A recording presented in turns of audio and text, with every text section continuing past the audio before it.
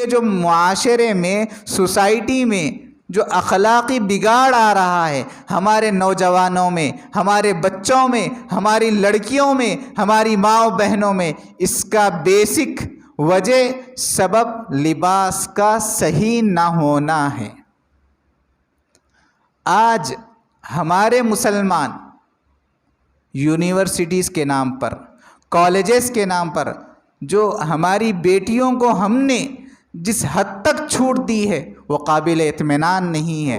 انسان کا ضمیر، انسان کا دل اس لباس کو دیکھنے پر بھی آمادہ نہیں ہو سکتا۔ جو ایک عقل مند انسان، جو ایک شریف، شرافت کا پیکر ہو، اس لباس کو ماننے کے لیے تیار نہیں ہوتا۔ یہ بات آپ کو بتائی گئی ہے کہ انسان کی، تمام انسانوں کی فطرت، نیچر ایک ہے۔ اسی وجہ سے اللہ رب العزت والجلال نے قرآن کریم میں انسانوں کے لباس کے لیے یا بنی آدم کا لفظ استعمال کیا ہے۔ یا بنی آدم کہا، اللہ نے یا ایھا الذین آمنوا نہیں کہا، یا ایھا الیہود نہیں کہا، یا ایھا النصارى نہیں کہا۔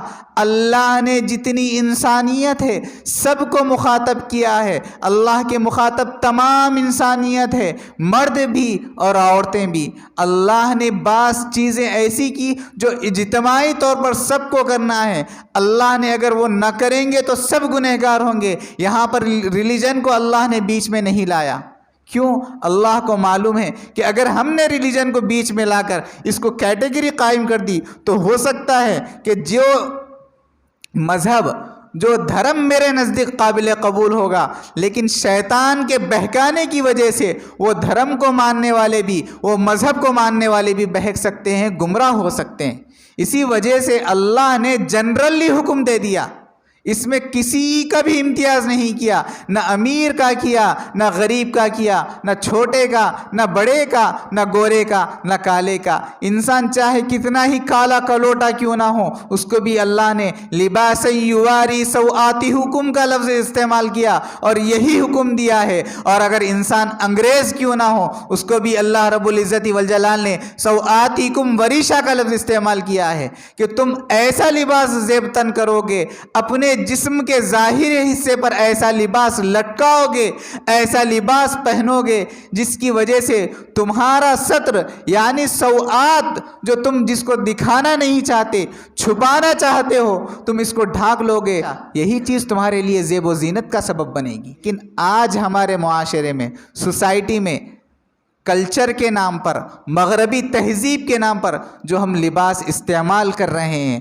ہمارے بچے جو لباس پہن رہے ہیں اتنا ٹائٹ ہوتا ہے، اتنا سخت ہوتا ہے کہ انسان، اگر مرد بھی اگر پہن کے چلے تو نگاہ اٹھانے پر گناہ کا اندیشہ ہوتا ہے کہ انسان گناہ سے محفوظ نہیں ہوتا۔ انسان کو لباس کا مطلب یہ نہیں ہوتا کہ آپ جیسا بھی چاہے استعمال کرو۔ اللہ تعالیٰ چھپانے کا حکم دے رہے ہیں۔ جس طرح ہم گاڑی کے اندر دور، انسان آئینے کو چپک کر تو نہیں بیٹھتا، اس سے دور ہوتا ہے۔ کیوں؟ اگر آئینے کے قریب بھی ہو تو جھلک محسوس ہو سکتی ہے، اس وجہ سے اگر قریب ہونے بھی جائے تو دور ہو جاتا ہے۔